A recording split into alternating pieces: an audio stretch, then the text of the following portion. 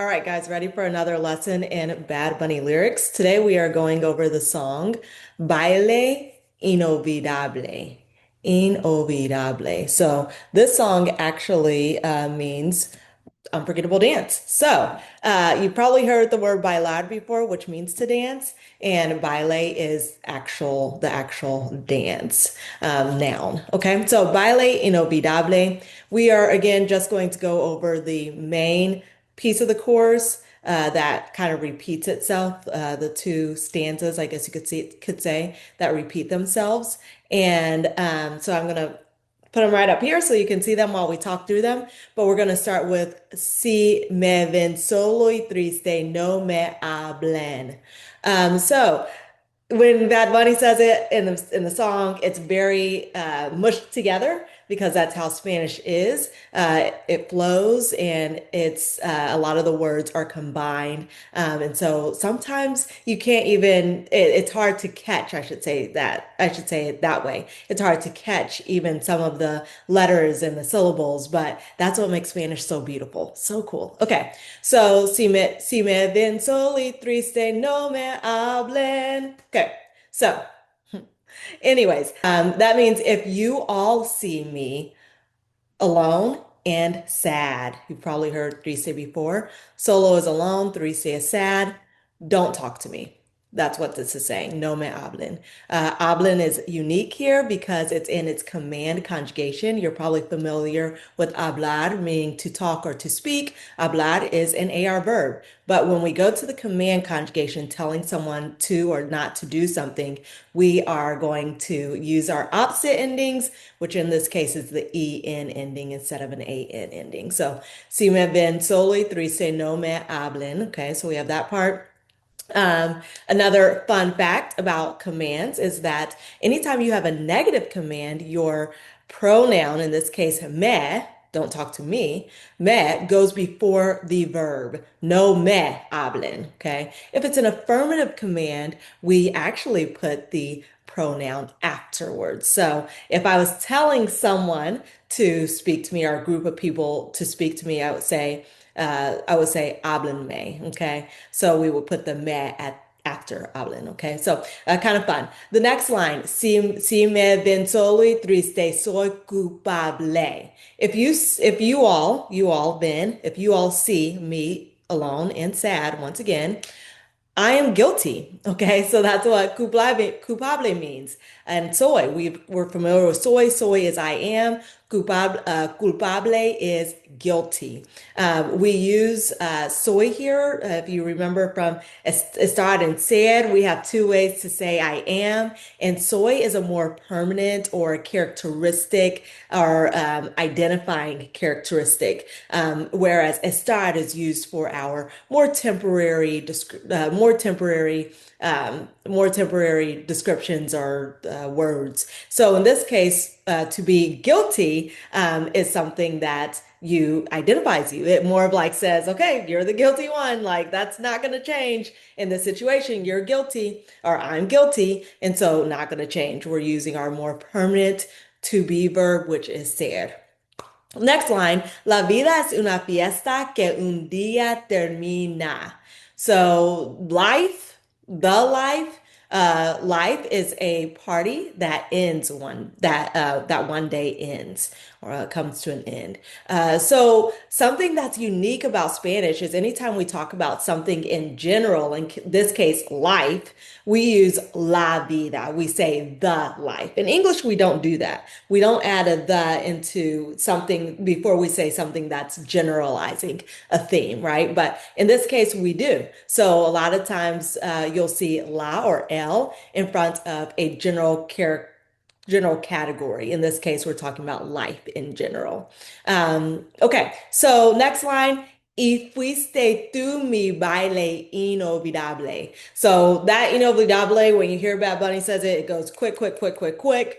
It has a lot of syllables in it, so you might have to practice singing that part a few times. Inolvidable, but that's how it is. So. And you were my unforgettable dance. That's what this is saying. So we're using our preterite tense. If you've learned about the past tense at all in Spanish, you'll remember that fuiste comes from our preterite tense of the verb ser. So ser in the preterite tense is fui, fuiste, fue, fuimos, fueron, which is actually kind of interesting. It is the same as our ear conjugation. So fun. Our ear conjugation in the preterite tense. So cool, right? So, you were my unforgettable dance. Y fuiste tú mi baile inolvidable. Um, Next line that we'll go over is that next stanza, the main chorus. No te puedo olvidar. Okay, when you sing this, those two O's for puedo and olvidar are fused together. Really no space in between them. So when you're listening, listen for that puedo, then the olvidar. They are two separate words, but we fuse them together and it sounds like one word in Spanish. All right. So, or in this song, right? So, I cannot forget you. I cannot forget you. In our last video that we talked about the song Debí tirar más fotos. Debí tirar más fotos. We're talking about that song. We talked about pronouns a little bit. And remember, we talked about anytime there are two verbs together, and that second verb is in its infinitive form. By infinitive form, I mean it still has an AR, ER, IR connected to it. Well, we can either add that pronoun to the before the conjugated verb, meaning it has the new ending, or we can add it as a compound word with that second verb in its infinitive form. So we could technically here say, no puedo olvidarte. But again, lyrics flow and we want it to rhyme and make sense. And so we say, no te puedo olvidar. Okay. Again, fusing those two O's. So we see that I cannot forget you, except for that te is before puedo. Okay, so you, I cannot forget. It's technically what we're saying. No te puedo borrar. No te puedo borrar.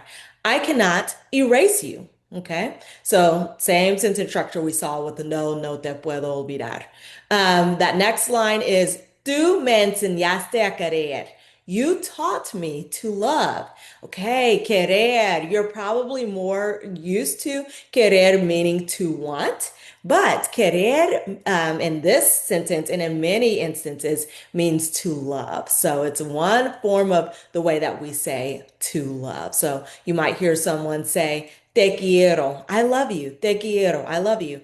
In English, if we translate it directly, it would say "I want you," but the more colloquial Spanish translation for it is "I love you." That's what the point we're getting across with that phrase. Te quiero. Okay, so we're seeing querer here as to love. You taught me to love. All right, so. Here we have enseñaste. Enseñaste is in its preterite tense form. And here we only have one verb. So I do want to point something out. Anytime you only have one verb and you have that pronoun, then it's kind of fun because we don't do what we did before. Okay. We don't have the option of placing it after because there's no infinitive verb here. So before the verb is the only place that it can go. We cannot say tú enseñaste me. Cannot. Absolutely not. No. Okay. In our present tense past tense, these are called indicatives where we're just making a statement. We can only put that pronoun before the conjugated verb if that is the only verb there, right? It's only when we have two verbs and the second verb is infinitive do we have the option to place it before the conjugated verb or after the infinitive verb. Okay, so fun. So you taught me to love. Tú me enseñaste a querer. Me enseñaste a bailar. You taught me to dance. Okay, very interesting here. For that line above, we added the two. We don't need the two grammatically. We don't, because enseñaste means you taught. But to make it, flow with the song and things like that, we add that to there, but it's not needed. Enseñaste by itself says you taught. Okay, so just kind of keep that in mind. All right, so I think that that's it. If you have any questions, feel free to let me know down in the comments. And also, if you'd like to get access to our whole series on Bad Bunny lyrics, get you ready for the 2026 Super Bowl halftime show, go ahead and comment Bad Bunny below, and we'll get you ready for the 2026 Super Bowl halftime show before you know it. Adios.